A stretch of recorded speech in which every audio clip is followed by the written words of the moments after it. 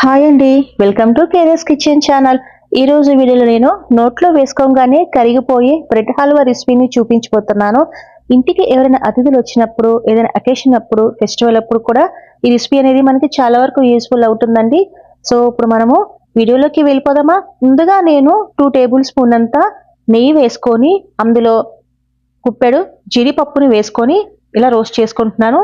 ఒక 10 సెకండ్స్ తర్వాత కిస్మిస్ని కూడా ఇలా వేసుకొని ఇలా రోస్ట్ చేసుకుంటున్నాను. కిస్మిస్ కూడా ఒక గుప్పెడి వరకు తీసుకున్నానండి. సో ఇప్పుడు రోస్ట్ అయిపోయినాయి కదా, తీసి నేను ఒక బౌల్లో వేసుకుంటున్నాను. ఆ తర్వాత నేను బ్రెడ్ని తీసుకుంటున్నానండి.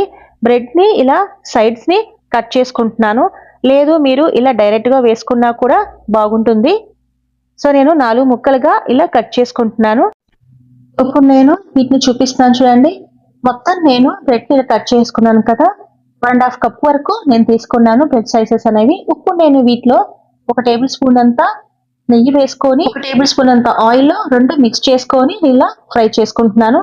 పూర్తిగా మీరు ఆయిల్ అయినా ఫ్రై చేసుకోవచ్చు, లేదు నేతిలో కూడా ఫ్రై చేసుకోవచ్చు అండి.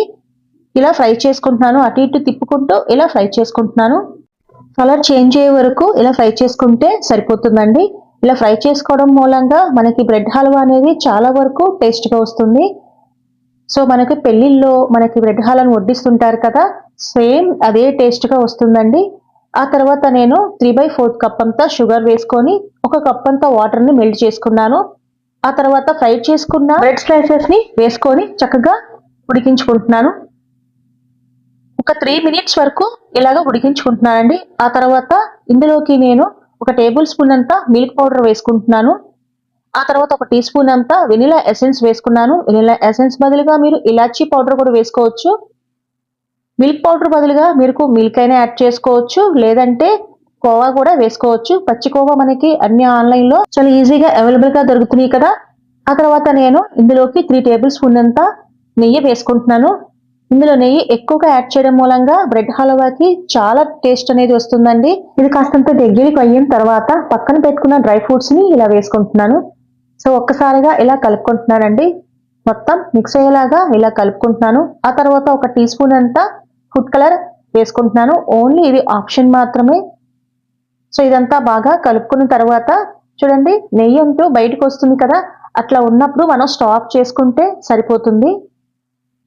సో గుమగుమలాడే క్యాటరింగ్ స్టైల్లో బ్రెడ్ హల్వా మాత్రం సూపర్గా ఉందండి. సో నేను ఇప్పుడు తీసి ఒక బౌల్లో సర్వ్ చేసేసుకున్నాను. బ్రెడ్ హల్వా మాత్రం చాలా జ్యూసీగా, టేస్టీగా, యమ్మీగా ఉందండి. తప్పకుండా మీరు ఈ రెసిపీని ట్రై చేస్తారు కదా. సో నోట్లో పెట్టుకోగానే ఇట్టే కరిగిపోతుంది కూడా. రుచి మాత్రం చాలా అద్భుతంగా ఉందండి. తప్పకుండా మీరు ట్రై చేయండి ఫ్రెండ్స్. అంతేకాదు మరికొన్ని వీడియోస్ కోసం నా ఛానల్ తప్పకుండా సబ్స్క్రైబ్ చేయండి.